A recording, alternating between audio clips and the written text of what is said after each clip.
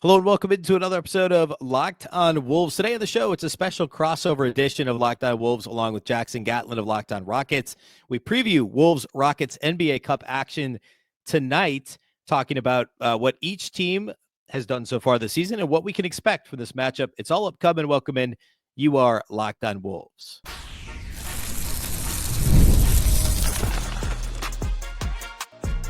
You are Locked On Timberwolves, your daily Minnesota Timberwolves podcast. Part of the Locked On Podcast Network, your team every day. Hello and welcome to the Locked on Wolves podcast, part of the Locked On Podcast Network, your team every day. My name is Ben Beecken. I'm the host of Locked on Wolves. Today's episode is sponsored by BILT. Start earning points on rent you're already paying by going to joinbilt.com/LockedOnNBA. That's joinbilt, joinbilt.com/LockedOnNBA. Happy Tuesday, everybody. Happy Timberwolves game day. The Wolves take on the Rockets tonight at Target Center, the first home game of the NBA Cup of the season for the NBA Cup of this season for the Timberwolves. And today's a special episode. I'm joined by Jackson Gatlin of Locked on Rockets. We do a bit of a crossover episode. He asked me a segment's worth of questions about the Wolves. I asked him a segment's worth of questions about the Rockets. Then we talk a little bit about the matchup specifically. Who's going to guard Jalen Green on the Rockets side? Who's going to guard Ant on the Wolves side? Might the Rockets put two on the ball against Anthony Edwards? What are we each both concerned about when it comes to this matchup? We hit on all those things in the conversation. So a really, really good conversation with Jackson. That'll be the vast majority of today's show. Big thank you off the top for making this show your first listen, hopefully also your favorite listen every single day. Of course, Locked on Wolves is free and available everywhere, including YouTube, as well as all of your favorite audio platforms. You can also watch the Locked on Sports Minnesota app on Roku and Amazon Fire TV as well. And a reminder about the Locked on Wolves newsletter. You can sign up at lockedonsportsdaily.com and sign up for the Locked on Wolves newsletter. Still behind some smaller market teams in the newsletter rankings, if you will. We're kind of middle of the pack, a little behind Sacramento, Memphis. We're ahead of a couple smaller markets too, which is great. And some bigger markets as well. But I'd love to keep climbing the rankings when it comes to the Locked on newsletters as well. All right. So let's go ahead and just jump into the conversation. Myself and Jackson. We'll start with Jackson asking me questions about the Wolves. The next segment will be me asking Jackson questions about the Rockets. The final segment is the kind of back and forth matchup discussion that we have. So without further ado, let's get into my conversation with Jackson Gatlin of Locked on Rockets. Joining us now for another Locked On crossover edition episode, we've got Ben Beecken from Locked On Wolves. I'm Jackson Gatlin, host of Locked On Rockets, and we're here to get you up to speed on everything going on with the Houston Rockets and the Minnesota Timberwolves ahead of this third Cup game for both teams. Rockets sitting at 2-0. Ben, where are the Wolves at right now? Wolves are 1-1, and I think minus 7 point differential. They had a blowout loss in game one, but needless to say, it's a must win in terms of the Cup for the Wolves. If there's anything that these two teams share, it's that they've both at one point or another this season had a disappointing loss to the Blazers, although that happened to the Rockets outside of Cup action, thankfully. So we're going to get into talking about Rockets. We'll talk about Wolves. We'll get into matchups and predictions and all that stuff. We're going to focus on the Wolves here in our first segment. We'll get to some Rocket stuff in the second segment, and then we'll look at matchups, to look at predictions, all that kind of stuff in our final segment of the show. So, Ben, where I want to start with you first is looking at this Wolves team, right? Sitting at 8-8 on the season, coming off, such a successful season last year, obviously had the big Karl-Anthony Towns trade this past offseason. Where is kind of the gauge of looking back at that trade and thinking, okay, was this a massive mistake? Is the team underperforming relative to expectations? How are things looking so far in Minnesota?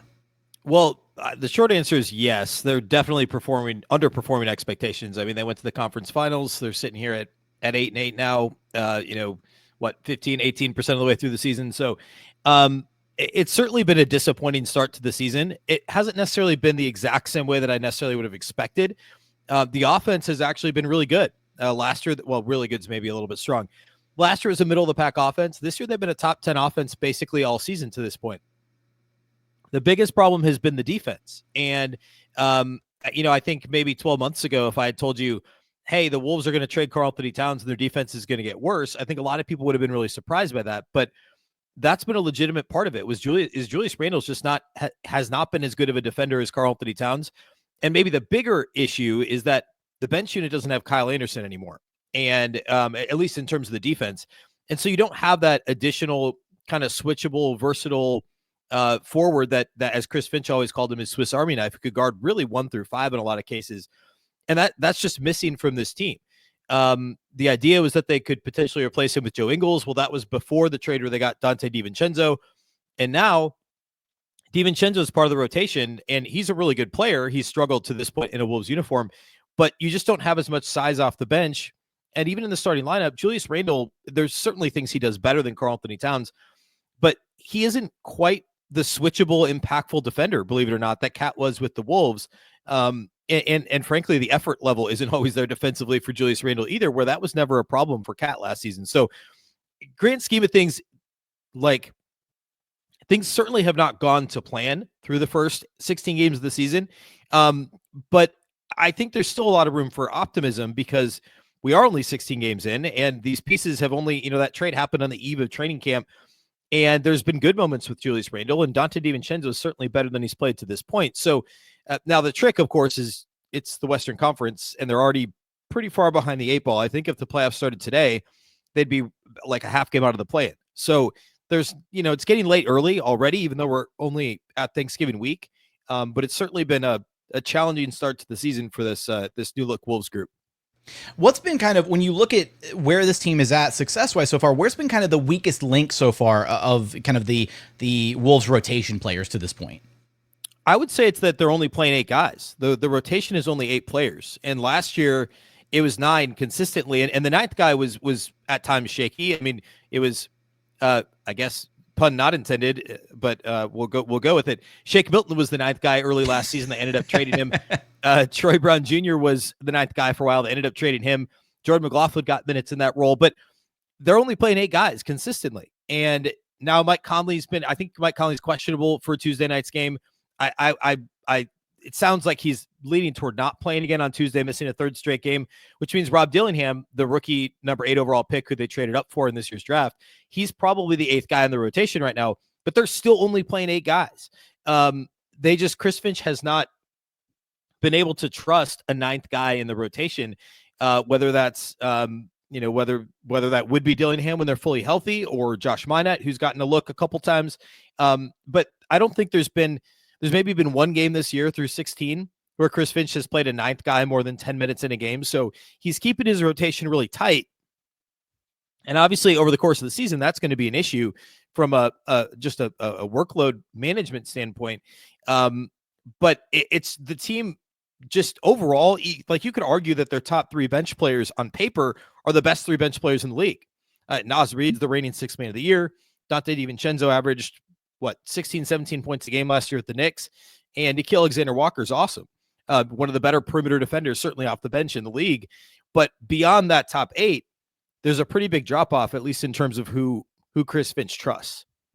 That was one of the things, I guess, most surprising to me about this Wolves team is I kind of thought, right, with the intention to move up in the draft to acquire Rob Dillingham, I really thought, okay, cool, he's going to be like a little bit of that spark off the bench, kind of they're going to let him have some run here, and he just hasn't had a chance to really break into the rotation so far to this point. Now, you talk about the size issue, right, just not having a ton of size across the board. Yes, DiVincenzo's a solid player when he's playing to his level of expectations, whatever. But, maybe that is another factor in there. Do you see a world where maybe Finch does start to either flesh out that rotation and let Rob get some more run as the season progresses? I think so. And we're starting to see it. And sometimes, it's the whole necessity is the mother of invention thing where there's no other no other choice when Mike Conley's hurt. But before the DiVincenzo Randle trade, I think the plan was for Rob Dillingham to be that kind of spark plug off the bench. But when that trade happened, it was a 2-for-1. And it was like, all right, we got 2 rotation guys for the price of 1, or 2 guys backfilling 1 role. And now Dillingham, instead of being the 9th guy, Chris Finch was like, all right, well, we can ease him in a little bit. And there's certainly some, we don't know, like Dillingham, his best game of the season by far was last time out, the loss to the Celtics. He had like 14 points in 10 minutes or something like that off the bench. And looked every bit the part of the player they thought they were drafting, that fans thought the Wolves were going to get. And we don't know if he had done that, if he was in the rotation on opening night, if he would have been there right away, or if having 6 weeks in the pros, shoot-arounds and practices and film study and sitting on the bench during games, if that's helped him get to a point where now he is going to be effective. but he looked really good against Boston. So I think Chris Finch is allowing for that possibility that that Dillingham is working his way into the rotation, forcing his way into the rotation.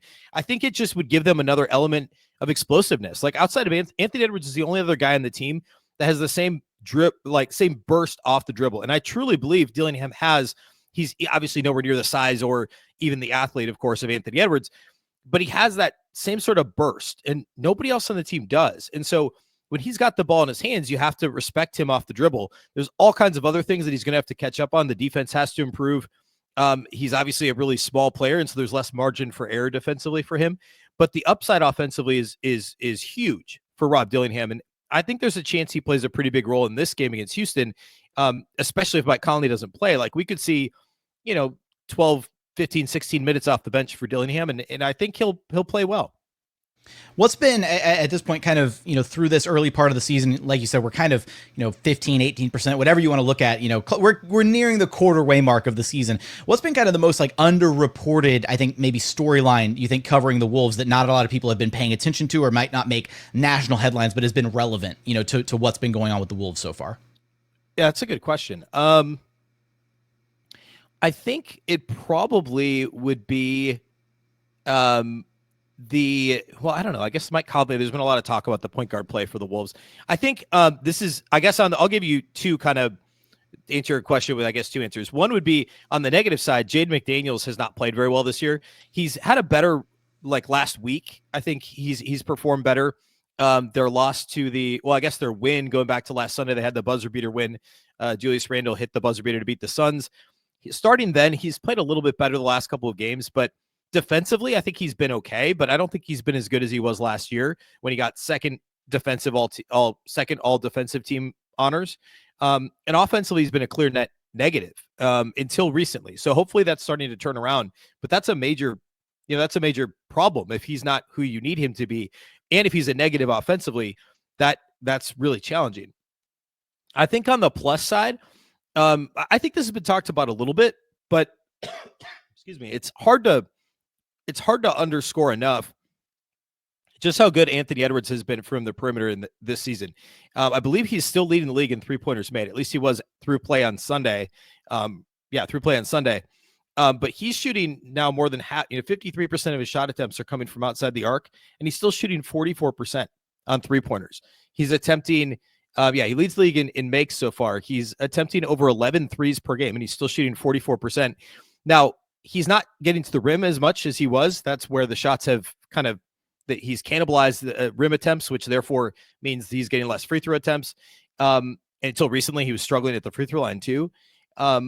So if he could just continue to kind of, tweak that shot chart, maybe a couple less mid-range attempts, keep shooting a ton of threes because he's suddenly just an amazing three-point shooter. And I think it's real. By the way, he's better off the dribble than he is catch and shoot, which is crazy. And also he leads the league in unassisted three-point attempts. But if he could just take one or two of those mid-range jumpers per game and take them at the rim, I mean, we're talking an easy, 30 points per game. He's already at 28. He's not far off. The offensive game continues to grow for him, and he's still only 23 years old. So him, becoming I think I saw somebody describe it as the Steph Curry of Michael Jordan's, if you will. It was not something I don't think anyone was expecting this year, but here we are. I know there are a bunch of old heads out there that are so angry that analytics has ruined another pure hooper where the guy Ball Don't Stop on Twitter is just I hate that Anthony Edwards is taking all these threes. Get me back to my inefficient mid-range, the love of the game, all that stuff. He's still so good at that too when he needs it, right? It's just, he hasn't gone full James Harden though, right? He hasn't quite gone full James Harden. Not fully Morey Ball brainwashed quite just yet. I will never forgive Morey and Mike D'Antoni for brainwashing James Harden so badly to the point that he just was allergic, would refuse to ever take mid-range shots. And don't forget, Chris Finch was, of course, that Rio Grande, the head coach under Morey, that he was part of that kind of test tube experiment. So that's his part of his background, at least. Oh, man. All right. Well, look, coming up, Ben is going to grill me on all things Houston Rockets. Is the Rockets' success this season legitimate? We're going to get there in just one moment. First, today's episode is brought to you by BILT Rewards. Look, Quick PSA, for anyone who rents, if you haven't heard of BILT, you're about to thank me. Earning points on rent is now a reality when you pay your rent through BILT. You don't even have to check with your landlord to start earning points that you can use toward flights, hotel stays, fitness classes, and even your next rent payment. It's really that simple. There's no cost to join BILT, and as a member, you'll earn valuable points on rent and on your everyday spending. BILT points can be transferred to your favorite hotels and airlines, and even the ones you haven't heard of. There are over 500 different airlines and 700,000 different hotels and properties around the world that you can redeem your BILT points towards. Points can also be redeemed towards a future rent payment and unique experiences that only BILT members can access. Start earning points on rent you're already paying by going to joinbuilt.com/lockedonnba. That's joinbuilt.com/lockedonnba. Make sure to use our URL so that they know that we sent you. Joinbuilt.com/lockedonnba to start earning points on your rent payments today. Now, today's episode is also brought to you by Robinhood. Look, with Robinhood Gold, you don't need a silver spoon to eat up the financial favors of the 1%. Robinhood Gold allows others to get the rates and perks usually reserved for the high society. Now, the resourceful individual with Robinhood Gold can earn the very liberal rate of 4.25% APY on uninvested cash and be rewarded with a handsome 3% retirement boost on IRA account contributions. Robinhood Gold provides the privileges of a high net worth for any net worth. These generous benefits are now available for only $5 a month. The new gold standard is here with Robinhood Gold. Sign up at robinhood.com/gold. Terms apply. For product-specific disclosures, visit robinhood.com/gold. Investing involves risk. Rate may change. Gold membership is offered by Robinhood Gold, LLC.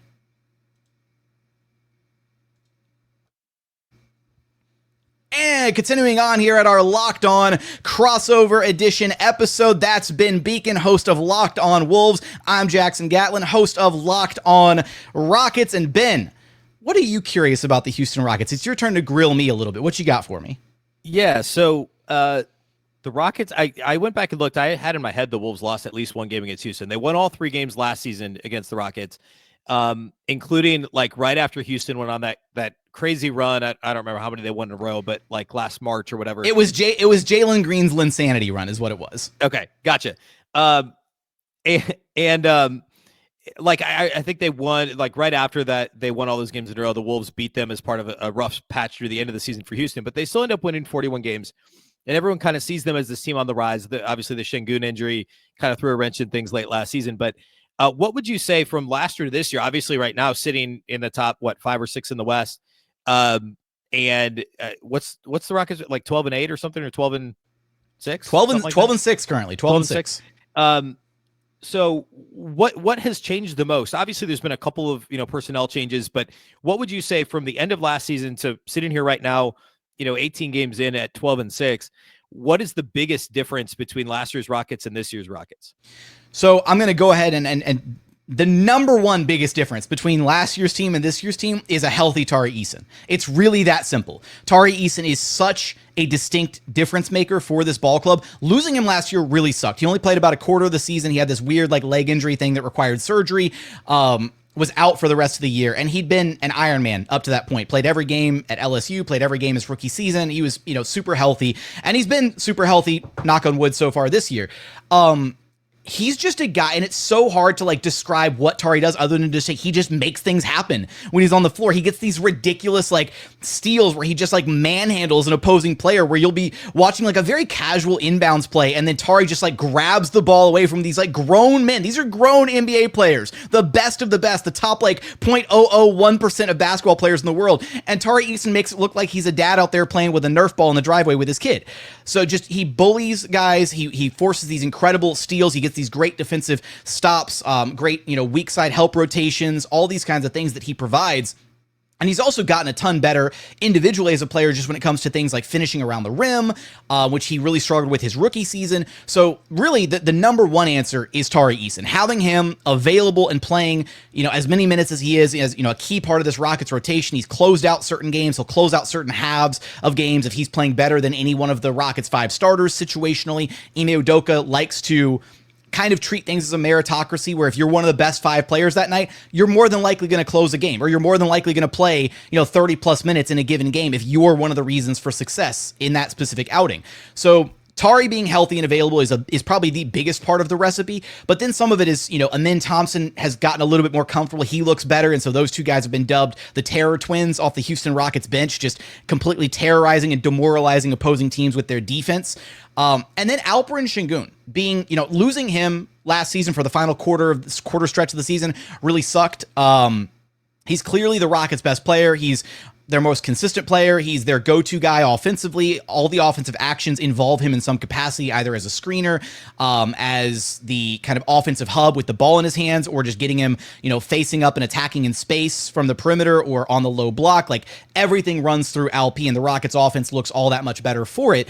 But it's also Şengün's improved defense is the biggest part. I mean, this Rockets team flirted with being a top 5, top 3 defense for a chunk of the season last year. But, and I don't want to say it was like in spite of Alperen Sengun, but, he wasn't nearly as good last year defensively as he is this year. He has improved to the point where I believe this number still holds as we're recording this on a Monday evening ahead of the Rockets-Wolves matchup. He's the 3rd best big man in the NBA when it comes to rim defending shots at the rim. The only 2 guys ahead of him are Victor Wembanyama and Chet Holmgren. That's pretty good company to be in for a guy that you look at and you don't consider to be a defensive piece, or even some people have the misconception that he's actually a defensive liability. He's not. And Ime has done some fantastic things scheme-wise to be able to put Şengün in positions to be successful, to take him away from coverages that maybe don't favor him and allow him to do things like playing off-ball, guarding a wing on the perimeter, as opposed to being involved in all these, big man pick-and-roll actions, or doing things like pre-switching so that he can stay out of the actions initially to begin with. So those are, I guess, a few of the reasons why the Rockets have had a lot more success this season in particular.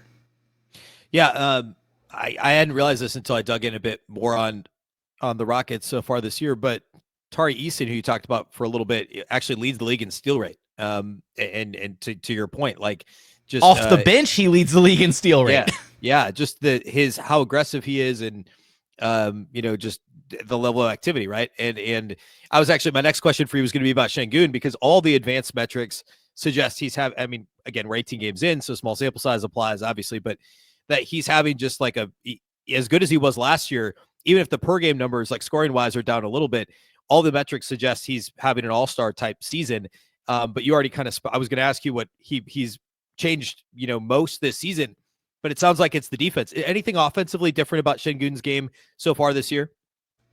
Honestly, he got off the year to a rough start. Like, he was actually pretty bad through the first 4 or 5 games, and it was so uncharacteristically off from what we'd become accustomed to seeing from him. It was like, oh God, did he get his contract and suddenly just regress, and now this is going to look like a terrible deal on paper? It's always that little bit of a worry, like when the ink's already dry and a player starts off the season in a bad way, you're kind of like, oh crap. No, but look, he had a few bad games out of the gate. He missed so many different bunnies and little hook shots, all his usual plethora of shots that he hits with relative ease in and around the basket, and he just was not converting on them. And then he kind of settled in a little bit, and he realized things got back to normal, right? And so now he's back to where he should be. Offensively, though, more or less just the same. I mean, it's still just what he does. The biggest thing for him this year, and he talked about this a lot in the offseason, was he added kind of this James Harden, Joel Embiid-esque rip-through move that he uses, where when he attacks in space, so opposing big guarding, and he's at free throw line or top of the key, whatever, when he decides to turn and attack off the dribble, he'll very intentionally, it's kind of awkward because he's not the fastest looking dude out there, so it looks a little slow-mo-esque, whatever, but he'll do this rip through move, and he's he's got the ball cradled out in front of him. He's like, yeah, slap at it, hit my arms, and he'll power up through the contact and get some and ones or just draw some free throws that way. So for a guy that already had an insane free throw rate, was able to get to the line pretty consistently through his first few years in the season, especially his early 2 seasons coming off the bench, those things, adding that to his repertoire just kind of helped diversify his offense even further, to where when he doesn't have it going, when he's struggling, whatever, he can get to the free throw line almost at will using that move or any of the other variety of his spin moves and fakes and all the crafty stuff that he can get to on the low block. I know in Summer League, Timberwolves fans got to see Reid Shepherd take on Rob Dillingham and the Wolves. Is he his role right now is just kind of he's like the 8th or 9th guy, right? Kind of a fringe rotation, not being asked to do too much at this stage as a rookie with a team that clearly has playoff aspirations. Yeah, it's kind of tough because the Rockets are very clearly straddling the fence between wanting to make sure that he gets developmental runway and gets rotation minutes and he's done some good things in those minutes. It's not like they're just complete charity work where they're like, yeah, okay, take your 10 minutes a night and then we'll survive the bumps that come with it. No, he's been good in some of those minutes, but and I've said this a few times over at Locked on Rockets. If the Rockets really wanted to prioritize winning above all else, Aaron Holiday would be getting those minutes over Reid Shepherd right now. He is very much a rookie, and he has rookie moments, right? He's either sometimes just not aggressive enough, or there have been certain teams, like a few games ago against the Pacers were really picking on him defensively through a stretch of the game where Ime just decided to not run him in the second half because he couldn't go back to him because the Pacers were really taking advantage of that matchup. So, I'm of the belief that at this point, it might be more beneficial for Reid Shepherd to be sent down to the G League and get, 30 plus minutes a night running the offense for the G League and really getting those touches, getting that feel and really kind of trying to adjust his play style, because he's got this very unselfish, like pass first mentality about him, but his number one skill is his shooting. And for a team that shoots as poorly as the Rockets do, they really need him to be aggressive shooting the ball when he's in the game and on the court. And he just hasn't really been able to do that yet. It's less about like the shot not necessarily translating and more just the fact that he's very passive at times on the floor. Like he'll pass up like wide open opportunities, and you'll see moments where like the entire Rockets bench and coaching staff, they're like yelling at him like, shoot the ball. And he just won't do it yet because I think he's still a little worried about not making the right decision, overthinking things, sometimes wanting to make the right play, but he needs to realize the right play is just shoot the damn ball. All right, last one for you. So obviously Rockets 12-6, great start to the season. I as a Timberwolves fan looking at the standings and just kind of thinking like, telling myself point differential is super important right now through this many games. The Wolves have a positive point differential despite being 8-8. The Rockets have a great point differential. I think it's the third best one in the Western Conference. Based on what you've seen through 18 games, do you feel like the Rockets' success is legitimate? Right now, they're a game back of the Warriors and Thunder, who are tied for first in the West. The teams that we all expected to be at the top of the West, Dallas, Denver, Minnesota, I guess OKC is up there, but Dallas, Denver, and Minnesota are all sixth or worst in the Western Conference. What do you think Houston's staying power is toward the top of the West? I think they've been able to weather a lot of some of their early deficiencies with the shooting in particular because they've been so dominant defensively, and then they've also been able to make up the difference, because at the end of the day, you got to be able to put points on the board in the NBA.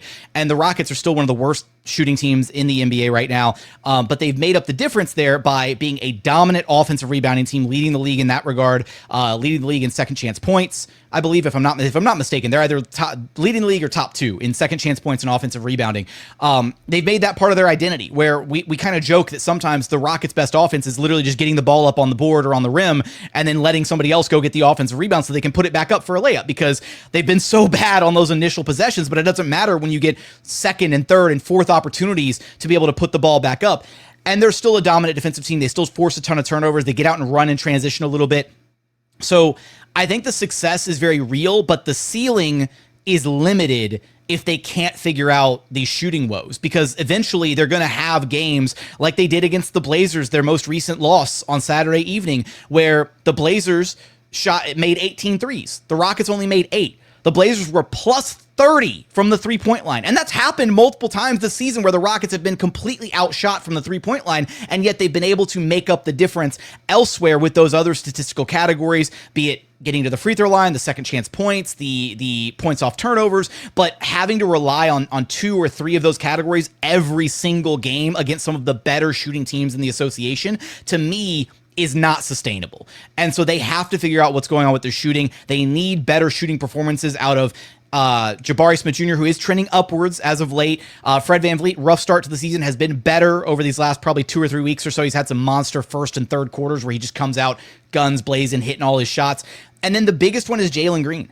This team will go as far as Jalen Green can take them. And he had a superstar start to the season, an incredible 5 games. And it's been abysmal since then. He's had career lows, or he's posting currently career lows across the board in efficiency. So if he can't get that turned around, then the Rockets are kind of hamstrung in him being one of their key, 8, 9, 10 best rotation guys playing 30 plus minutes a night. If he can't just knock down open shots that are being generated within the flow of the offense, either by gravity from Fred or Şengün or what have you. So that's kind of where the Rockets are at. The success is real, but the ceiling is a little limited if they can't address some of these other concerns. All right, next up, we're going to talk a little bit about the matchup specifically between the Wolves and Rockets. We'll do that here next. Today's crossover episode of Locked On Rockets and Locked On Wolves is brought to us by our friends at Skims. Of course, the most important thing about underwear is that it's comfortable, and certainly gone through periods of time in my life where I didn't make the best selection when it came to underwear and comfort, but thankfully found Skims, and Skims is absolutely the most comfortable underwear you can find out there. Comfort is the most important thing, specifically the stretch 5-inch boxer brief. They actually feel a little bit like you're wearing, they don't feel like you're wearing workout underwear. It's not what you want, but they just are they're more comfortable, right? It's not like if you like wearing boxer briefs, it's better than just a regular boxer fit. It's better than a lot of the boxer briefs you'll find out there. It gives you all the movement you need if you're walking around a lot all day, standing and sitting and whatever. If you are working out, whatever it might be, the 5-inch boxer brief, to me, the stretch 5-inch boxer brief is the best option over at Skims. You can shop Skims men's at skims.com/LockedOnNBA. Let them know we sent you after you place your order. Select podcast in the survey and select our show in the drop-down menu that follows. If you're looking for the perfect gifts for the whole family, Skims just launched their biggest holiday shop ever. Also available at skims.com/LockedOnNBA. Again, that's skims.com/LockedOnNBA.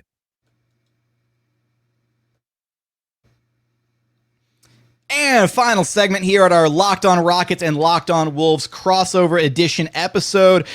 All right, Ben, let's take a look at some of these matchups, some of the expectations that we have for this game. Now, really quickly, going through the injury report here for both teams, I want to clarify. Let's double check here. I had this pulled up, and then I decided to look at the point differentials, so that's your fault. So Mike Conley, day-to-day right now, are we expecting him to play, or is he probably going to...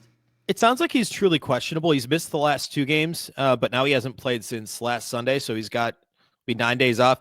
The reporting out of practice on Monday was he truly was questionable, but that it felt like something that might need a couple more days. So I would say it's probably a little less than 50-50 that Conley plays. Okay, right now on the Rockets injury report, Steven Adams, who's been playing like 1 every 3 games, it's been such a weird situation with him. He's currently listed as out for kind of the knee maintenance issue that he's been dealing with. And then Jalen Green's listed as questionable with an illness, which is kind of weird because he was also listed as questionable with an illness at one point last week for one of the Rockets games, and then wound up playing and I guess, played through it, quote unquote. So we'll see what's happening there. Jalen Green may or may not play. We'll find out more closer to tip-off. What's the matchup that you're most intrigued by in this game, Ben? Yeah, I think for me, I'm curious to see how the Wolves defend Houston on the perimeter. I think that there's a lot of options for Minnesota in terms of perimeter defenders, but I always think it's fascinating depending on the matchup. Like in theory, you'd have Anthony Edwards guard the smaller, quicker player like a Jalen Green, and you would have Jaden McDaniels guard a bigger player. But the Wolves don't always choose to do it that way. And so I'm curious to see what that perimeter, point of attack defense looks like. Now, if Mike Conley doesn't play, then that means either Nickeil Alexander-Walker or Dante DiVincenzo will start. And Conley's missed 3 games so far. Alexander Walker started 2. DiVincenzo started 1. Alexander Walker is a superior on-ball defender, but they're both solid team defenders. So that could also kind of adjust. Like I could see Alexander Walker guarding Jalen Green. Like that could be his primary matchup. So I'm curious to see how Finch kind of doles out those duties.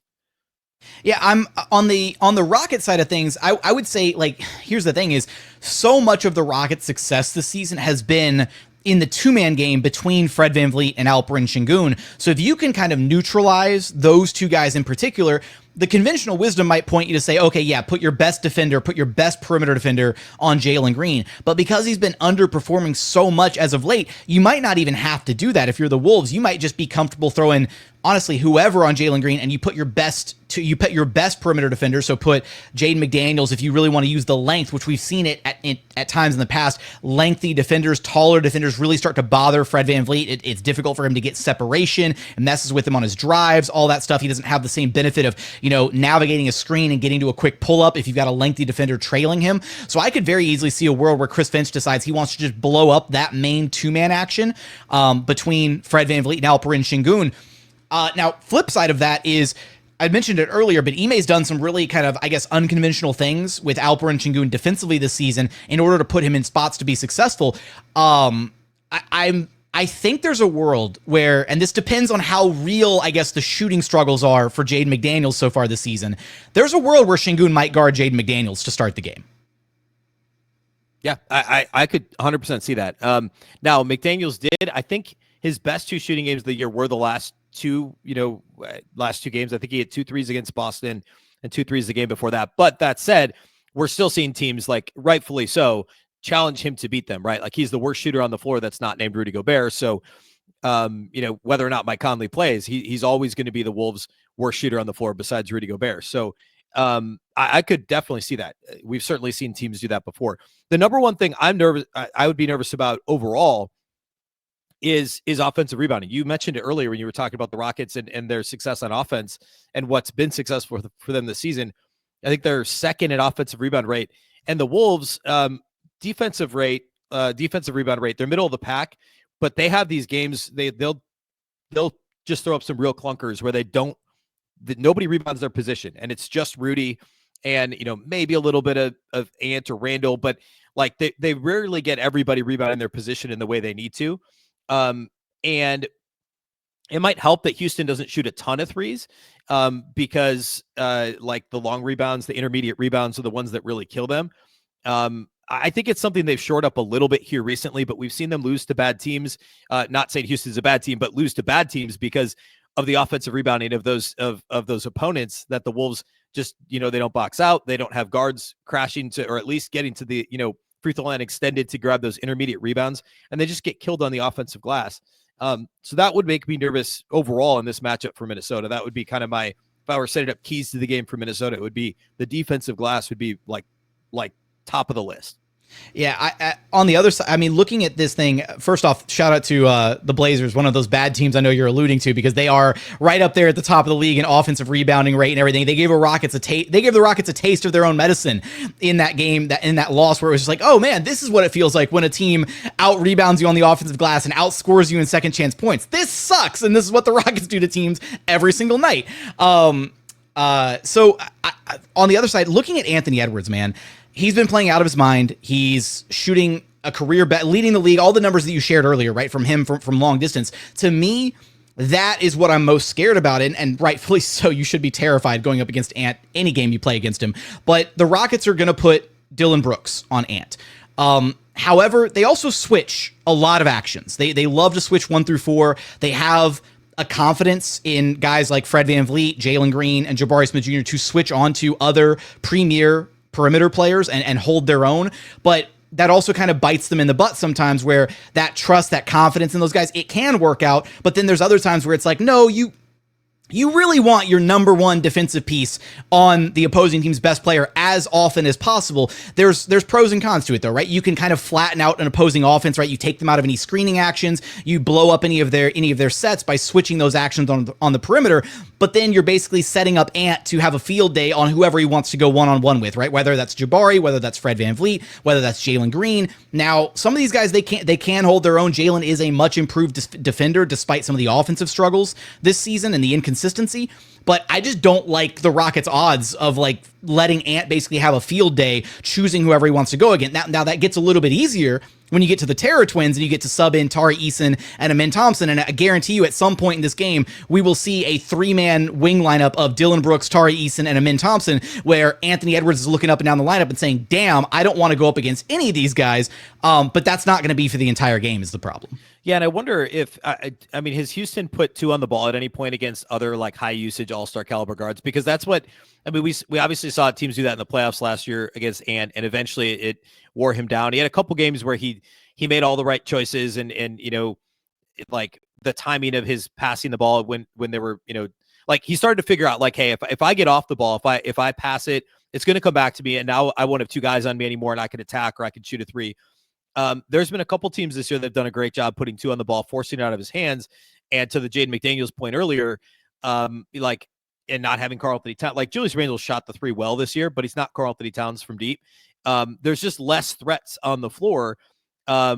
if you put 2 on the ball with Anthony Edwards, and if nobody else, and Randle, that is something Randle can do, is attack a mismatch.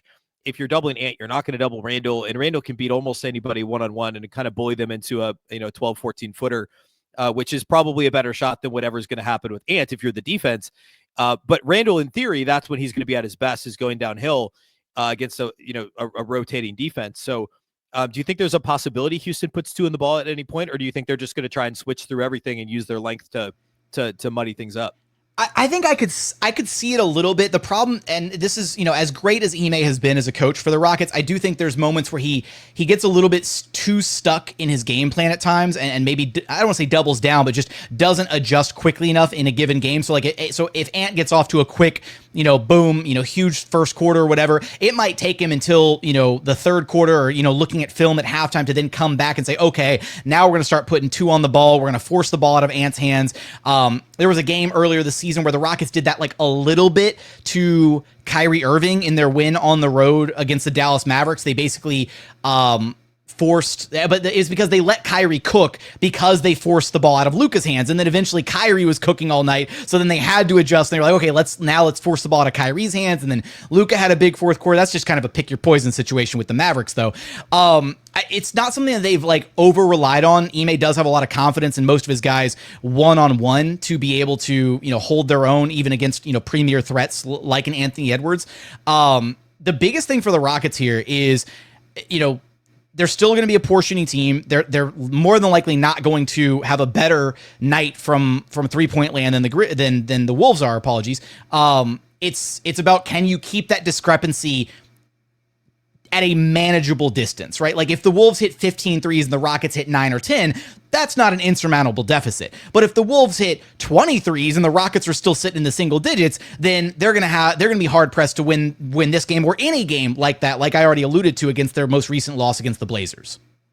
Yeah, and the Wolves, you alluded to this as well, that the Wolves are a high volume 3-point shooting team. They're actually down a little bit in terms of, they're still top 5 in 3-point attempt rate as a team, and they're they're down to 8th in terms of percentage. Last year they were actually first in the league in 3-point percentage. If you look at cleaning the glass, filtering out end of quarter heaves and garbage time, they were first in the league in 3-point percentage. And no Karl-Anthony Towns, that changes a little bit, but now Ant is shooting like he's Karl-Anthony Towns. You've got some other guys that are shooting the ball pretty well too. So, the Wolves are going to get up their 3-pointers. They lost the Celtics by 2 on Sunday, and Boston, I think tonight set a record for threes in the first quarter or something. They got up more threes and made more threes than the Wolves on Sunday. Wolves ended up losing by 2. So, we talked a little bit about Morey ball earlier. That's still kind of a thing. Whoever's attempting the most threes, they've got a pretty good shot at winning. And the Wolves are usually on the right side of that math equation this year. It's just, can the defense be consistent enough for them to win? But I think they'll be all right offensively. One thing I will say is this Houston Rockets team to this point this season, they're 12-6. They're sitting at third, fourth-ish in the Western Conference, wherever it is standings wise. They're right up there in the top 5 in the Western Conference. And they haven't lost back-to-back games all season to this point. So that does not bode well for the Wolves, unfortunately, here for all the Locked On Wolves listeners. The Rockets, they flat out, they got embarrassed in that game against the Blazers. They dominated them Friday in the Cup game. We talked about the records earlier. So Wolves 1-1 with a slightly negative point differential. What was it again, Ben? I think they're -7.